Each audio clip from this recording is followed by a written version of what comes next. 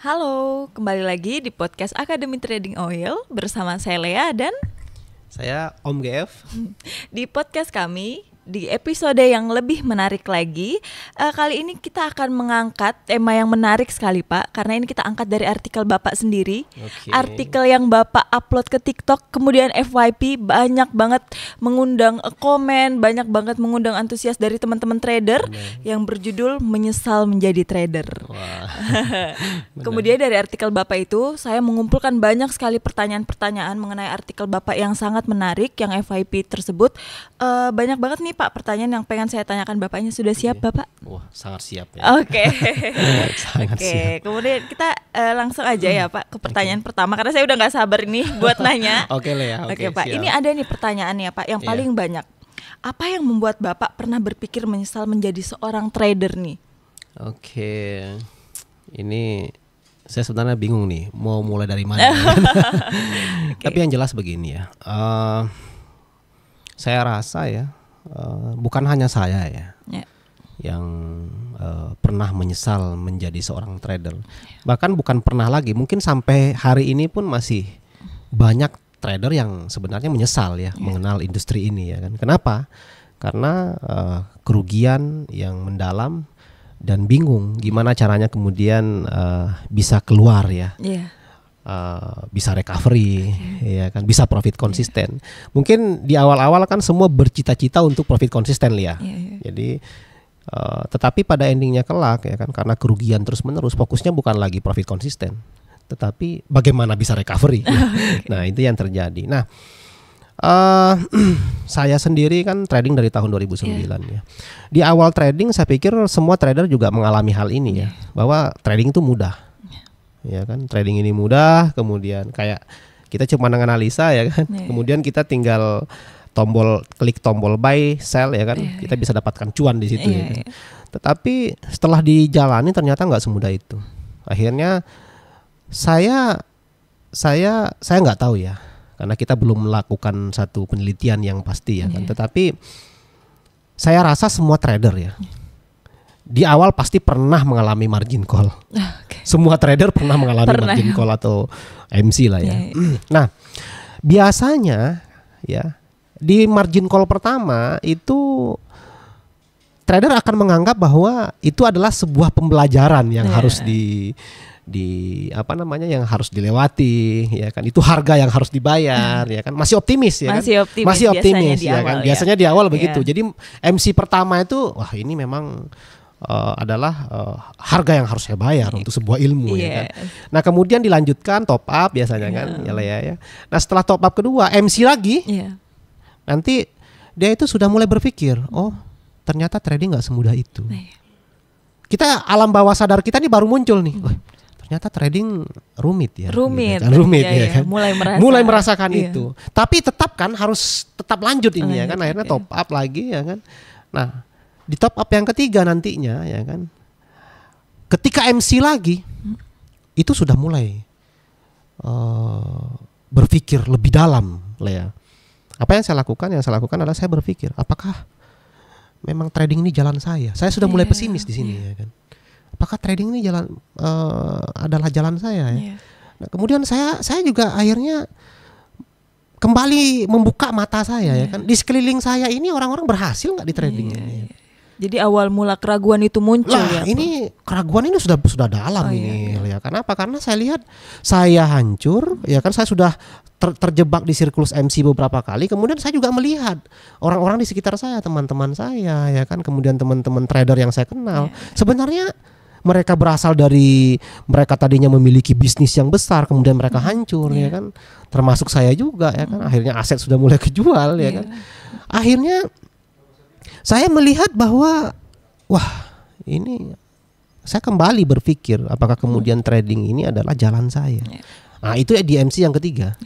Nah, nanti tetapi kan mau nggak mau kan terus akhirnya kita top up lagi ya. Mungkin di sinilah proses di mana ya kita jual aset, jual apa yang kita punya, hutang banyak. Mulai ini.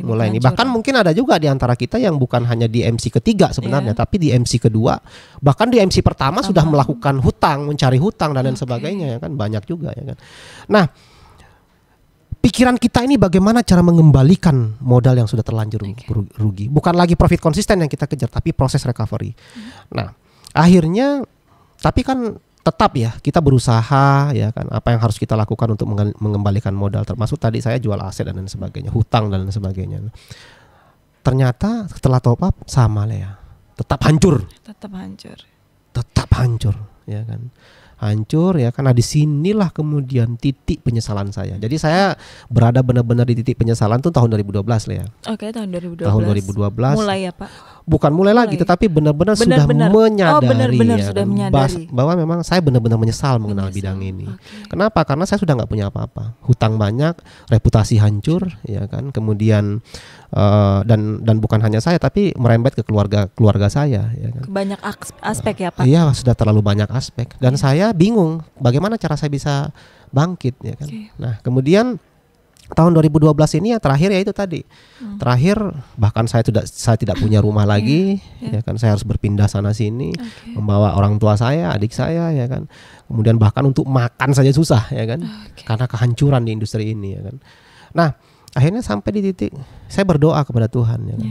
Kepada Allah ya, bagaimana caranya supaya saya bisa lepas dari bidang ini. Bahkan saya sempat berpikir lah ya, jangan-jangan sebenarnya trading ini adalah sesuatu yang sengaja diciptakan oleh Allah untuk menguji hamba-hambanya gitu. Saya sampai berpikir begitu.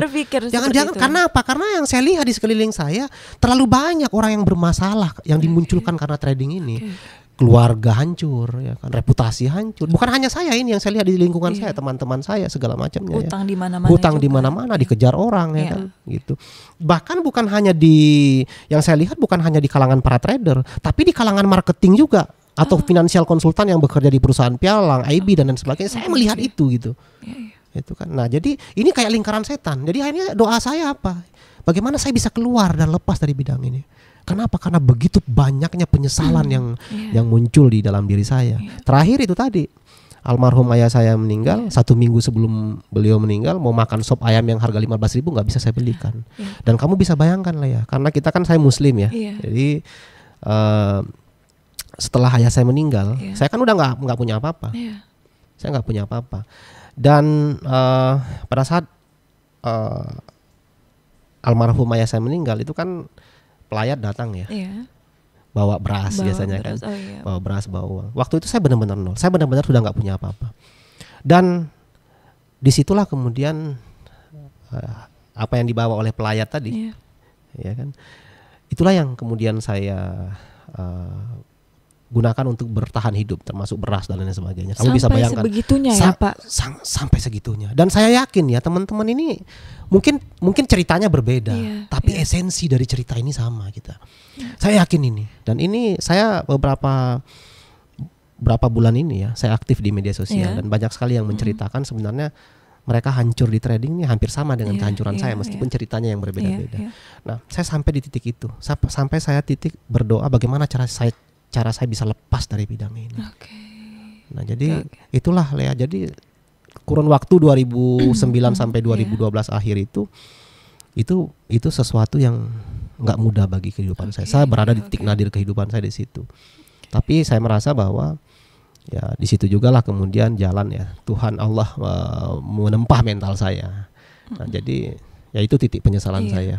Jadi saya tuh cukup agak terkaget ya melihat artikel Bapak waktu Bapak mengupload di TikTok. Waduh, seorang Pak Gibran, trader profesional, membuat artikel berjudul "Menyesal menjadi seorang trader." Ini ada apa? Gitu kan. Saat saya membaca, aduh, ternyata sangat menyentuh sekali. Kita mendapat insight baru. Ternyata Bapak itu sudah melewati banyak hal. Sebelum menjadi trader profesional seperti saat ini, Bapak tuh sempat ternyata menyesal menjadi seorang trader gitu ya. Jelas. Saking terpuruknya ternyata dari cerita Bapak yang baru saja disampaikan. Kemudian dari situ saya pengen nanya lagi, apa yang Bapak lakukan saat mengalami masa terpuruk tersebut dan bagaimana cara Bapak melalui peristiwa tersebut gitu? Yang pertama begini ya. Ketika kita hancur ya, ketika kita sukses kan semua orang datang, benar nggak? Iya, betul. Entah itu sukses di industri manapun ya. pasti semua orang datang. Yang keluarga, yang nggak keluarga pun ngaku keluarga juga ya kan. Ya kan, yang teman yang tadinya nggak kenal tiba-tiba datang ya kan, begitu. Itu biasa siklus yang dinamika yang biasa lah ya kan dalam kehidupan kita. Nah tapi begitu kita hancur, semua orang menjatuhkan. Semua orang akan meninggalkan. Terutama orang-orang yang memang ya dari awal memang tujuannya adalah menunggu kita hancur ya kan. Jadi saya juga akhirnya memahami bahwa memang seorang trader ini kan, trading ini kan kita nggak melibatkan siapa-siapa ya, kecuali diri kita sendiri ya kan, analisa kita sendiri ya kan. Nah akhirnya saya juga berpikir memang kayaknya trader ini memang ditakdirkan untuk sendiri ya kan.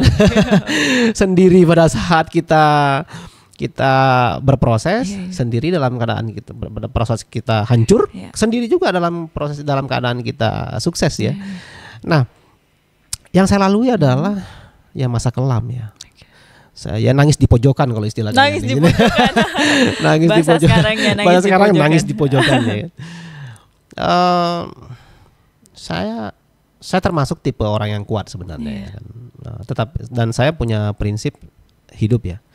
Bagaimanapun susahnya hidup saya, jangan sampai orang tua tahu ya kan. Dari dulu saya punya prinsip itu. Tapi pada saat jatuh di trading ini benar-benar saya harus melibatkan semua keluarga saya, dan itu hal yang sangat menyakitkan buat saya. Tetapi saya mau nggak mau saya kan harus bangkit.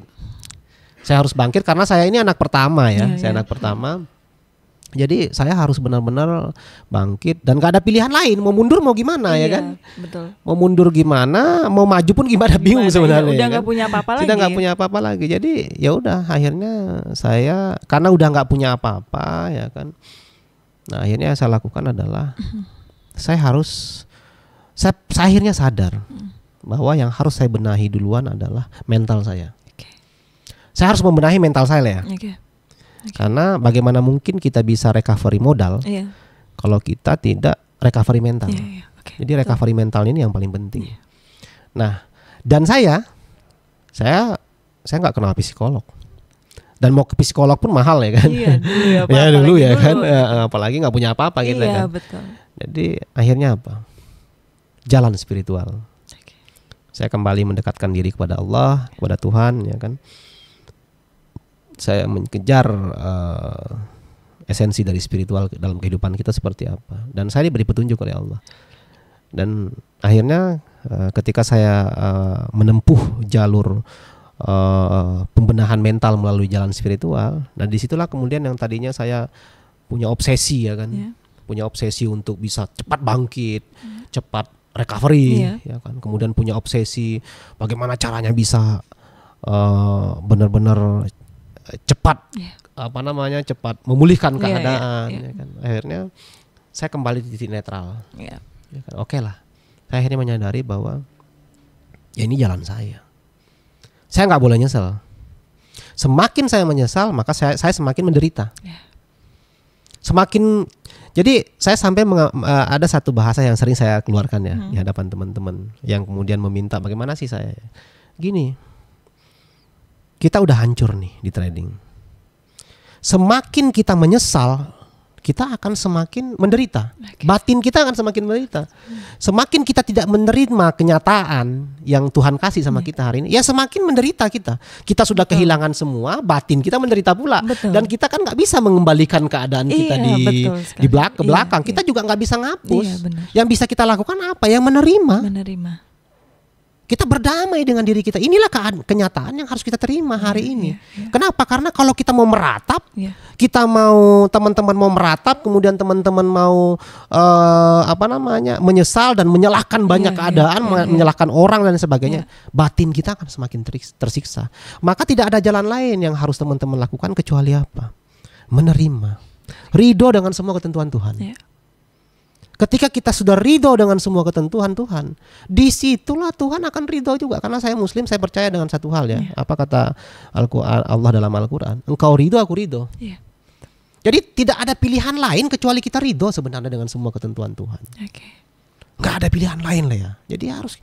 Nah, ketika kita sudah menerima, mental kita ini akan berada di titik normal, netral. Oh iya. Ini udahlah, nggak usah bicara masa lalu. Kita fokus ke masa depan hari ini ya kan.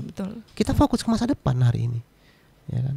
Karena semakin cepat kita menerima kenyataan, menerima ketentuan Tuhan, maka semakin cepat kita bahagia.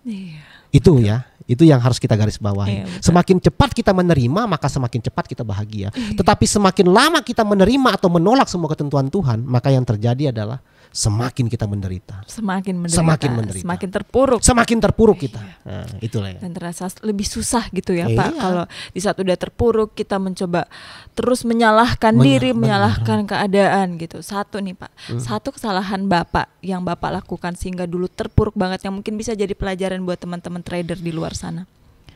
Kesalahan saya adalah 3 metode yang saya gunakan dengan salah. Oke. 3 metode yang saya lakukan dengan cara yang salah. Oke. Mungkin bisa dijelaskan. Bisa saya jelaskan ya. Kenapa kemudian akhirnya saya terpuruk? Iya. Yang pertama, ya, saya belajar trading tidak dengan kurikulum berbasis kompetensi. Oke. Ya, artinya apa? Mungkin banyak trader yang nggak memahami apa yang saya katakan. Apa sih kurikulum? Oh, kita tinggal pelajari secara teknikal, fundamental, buy dan sell ya kan? Iya betul. Mereka tidak memahami bahwa terlalu banyak indikator di industri trading. Di trading ini terlalu banyak indikatornya, entah itu indikator bawaan dari aplikasi ataupun indikator custom. Kemudian terlalu banyak produk lah ya. Di kripto udah ada berapa koin? Iya. Ya kan? Di saham sudah ada berapa? Di forex sudah berapa? Di komoditi iya. sudah berapa ya kan? Udah nggak kehitung jumlahnya. Dan kita nggak akan pernah punya waktu untuk meriset semua hal yang ada di dalam trading. Waktu kita terbatas Lea, mental kita terbatas ya kan. Kemudian apalagi modal kita pun untuk meriset semua itu juga terbatas. Jadi semua terbatas. Kita nggak akan kuat untuk meriset semuanya. Ingat loh ya, produk, indikator, strategi, mentor, buku, literatur yang membahas tentang trading nggak kehitung jumlahnya. Akhirnya apa? Karena tidak ada kurikulum yang berbasis kompetensi dalam belajar trading. Akhirnya banyak trader yang terjebak di fase pencarian ilmu, pindah-pindah produk, pindah-pindah indikator, pindah-pindah banyak banget sih Pak yang seperti strategi, itu. mentor. Iya. Akhirnya mereka benar menguasai banyak ilmu, tapi akhirnya seperti piramida terbalik. Tidak terarah, semakin banyak ilmunya semakin bingung meluas, eksekusi. iya. Satu, yang kedua, metode pengujian skillnya nggak secara berkala. Dia nggak tahu kapan kemudian harus berhenti terakhir ya. Kita harus tahu pada saat kapan kita harus berhenti menjadi seorang trader. Ketika kita dalam pengujian skill kita nggak berhasil di akun demo, nggak berhasil di akun kecil, nggak berhasil di akun sedang, nggak berhasil di akun besar. Ya kita harus punya parameter bagaimana kapan kemudian kita harus berhenti. Nah, yang menjadi persoalan hari ini adalah kenapa banyak akhirnya yang menyesal. Karena mereka sebenarnya tidak mengidentifikasi lebih awal. Sebenarnya dia nggak cocok jadi trader. Iya. Dia udah hancur berkeping-keping, udah kehabisan banyak hal. Barulah kemudian dia menyadari bahwa oh ternyata saya nggak cocok jadi trader. Harusnya saya udah mundur dari dulu, tapi udah telat. Inilah pentingnya tadi pengujian metode kurikulum pembelajaran harus dengan kompetensi tadi, kemudian pengujian skill harus secara berkala. Dan yang terakhir, fokusnya ya kan gagal meracik metode yang profitable, yang teruji di 3 kondisi market, normal, trending dan ekstrim. Jadi menurut saya ya, selama tidak dilakukan metode 3 metode tadi dengan benar, saya yakin semua teman-teman akan seperti saya dulu, menyesal menjadi seorang trader. Karena 3 hal ini adalah kunci utama untuk kita sukses di trading. Oke. Gitu ya Pak. Gitu ya teman-teman, makanya belajar dari kesalahan Pak GF itu banyak hal yang Pak GF sesalkan dulu ya, yang sehingga kemudian Bapak membuat Akademi Trading Oil ini untuk membantu teman-teman, menyediakan psikolog buat teman-teman, menyediakan metode pembelajaran berbasis kompeten karena berangkat dari kesalahan-kesalahan yang Bapak lakukan dulu seperti itu ya. Kemudian jika waktu bisa diputar kembali Bapak, apa sih yang ingin Bapak sampaikan kepada diri sendiri? Gitu. Ketika waktu bisa diputar kembali ya. Yeah. Yang ingin saya sampaikan sama diri saya adalah ridho aja dengan semua ketentuan Tuhan. Jadi saya malu sama diri saya sendiri, malu sama Tuhan sebenarnya ya kan. Ternyata apa yang saya sesali dulu itu adalah apa yang saya syukuri hari ini. Andai saya tahu bahwa ending semua itu adalah baik, bahwa Tuhan ternyata tidak sejahat itu, tidak sekejam itu ya kan. Dan saya dari dulu saya tahu bahwa ternyata ini hanya jembatan saya untuk sampai di titik ini, di titik yang lebih baik ya kan. saya tidak akan pernah menyesali apapun yang Tuhan berikan kepada saya. Dan pesan buat teman-teman, jangan pernah sesali apapun yang Tuhan berikan hari ini. Karena suatu hari nanti kita akan sampai di titik optimalnya kita sebagai seorang manusia. Entah itu peran kita sebagai seorang trader, sebagai seorang dokter, sebagai seorang guru atau apapun itu. Iya, itu aduh saya agak merinding dan terharu sebenarnya karena itu juga bagian dari perjalanan Bapak dan untungnya waktu itu tidak menyerah ya Pak ya, hingga sampai di saat ini gitu. Kemudian terakhir, apa saran Bapak bagi calon trader untuk menghindari penyesalan seperti Bapak? Mungkin boleh. Tidak ada jalan lain kecuali kalau tidak ingin menyesal ya. 3 hal. Belajarlah dengan kurikulum berbasis kompetensi. Yang akan membuat kalian memahami ilmu trading seperti piramida. Semakin hari semakin mengkerucut, semakin keilmuannya semakin bagus semakin mengkerucut, ya kan? Sama seperti dokter kan, dokter umum, dokter spesialis, subspesialis. Jadi keilmuan trading itu harus mengkerucut. Itulah pentingnya yang namanya kurikulum berbasis kompetensi. Kenapa? Kalian tidak akan pernah kuat untuk menguji semua hal yang ada dalam trading. Produk, indikator, strategi, mentor, ya kan, atau literatur yang membahas tentang trading tidak terbatas. Sementara waktu kalian terbatas, energi kalian terbatas, modal kalian terbatas. Jadi kurikulum berbasis kompetensi wajib. Satu. Yang kedua, ya, pengujian skill haruslah secara berkala. Berhasil di akun demo dengan metode tadi yang sudah diuji, berhasil di akun paling kecil, berhasil di akun kecil baru naik lagi, kemudian selanjutnya di akun besar, ya kan. Tanpa ini kalian akan terjebak pada siklus recovery. Depo MC tanpa tahu, ya kan, tanpa tahu kapan kalian akan menyadari bahwa ternyata saya tidak cocok jadi trader. Yang harus diantisipasi dari hal yang paling penting dari pengujian skill secara berkala itu adalah kalian menyadari bahwa sebenarnya kalian tidak cocok menjadi seorang trader sebelum kalian hancur berkeping-keping. Itu yang kedua. Yang ketiga, metode trading yang kalian gunakan haruslah teruji di 3 kondisi market. Normal, trending, ekstrim. Harus diuji melalui ini. Ya. Nah, tanpa pengujian di 3 kondisi market ini, maka artinya asumsi. Metode trading yang kalian gunakan ya hanya asumsi saja. Jadi, kalau kalian tidak ingin kemudian menyesal menjadi seorang trader nantinya, terutama teman-teman yang baru ya, maka lakukan 3 hal ini. Saya yakin dengan 3 hal ini yang kalian lakukan, saya tidak mengatakan bahwa kalian akan berhasil menjadi seorang trader yang profit konsisten, tidak. Karena tidak ada yang menjamin. Tidak ada yang bisa menjamin. Resiko dalam trading tidak bisa kita hilangkan. Ya, tapi yang paling terpenting adalah saya bisa menjamin ketika 3 hal ini kalian lakukan dengan baik, saya bisa menjamin kalian tidak akan hancur dan tidak akan menyesal seperti saya dulu. Oke, Bapak, itu tadi ya teman-teman. Yang pertama, 3 hal yang penting. Yang pertama, metode pembelajaran berbasis kompeten. Yang kedua, pengujian skill secara berkala. Dan yang ketiga, metode strategi yang sudah teruji di 3 kondisi market, normal, trending, dan ekstrim. Dan semua itu ada di Akademi Trading Oil. Seperti itu ya Bapak ya. Itu dia tadi. Terima kasih banyak. Karena ini mungkin podcast kita tidak terlalu panjang. Karena kita harus nyimpen lagi masih banyak masih banyak banget artikel yang FYP yang Bapak tulis yang pengen lagi saya tanyakan, pengen lagi kita angkat menjadi tema podcast kita karena benar-benar menarik seperti ini aja, satu artikel aja udah 75 lebih viewersnya loh Bapak loh. Iya, ini gitu. Baru gitu baru gitu. Makanya kita simpen dulu. Terima kasih buat waktu Bapak. Terima kasih untuk jawaban-jawaban yang Bapak berikan, motivasi yang Bapak berikan kepada teman-teman sahabat-sahabat Akademi Trading Oil. Oke teman-teman, itu tadi podcast kita bersama Om GF, founder dari Akademi Trading Oil. Jangan lupa nantikan podcast-podcast kita yang akan mendatang dengan tema-tema yang lebih menarik lagi.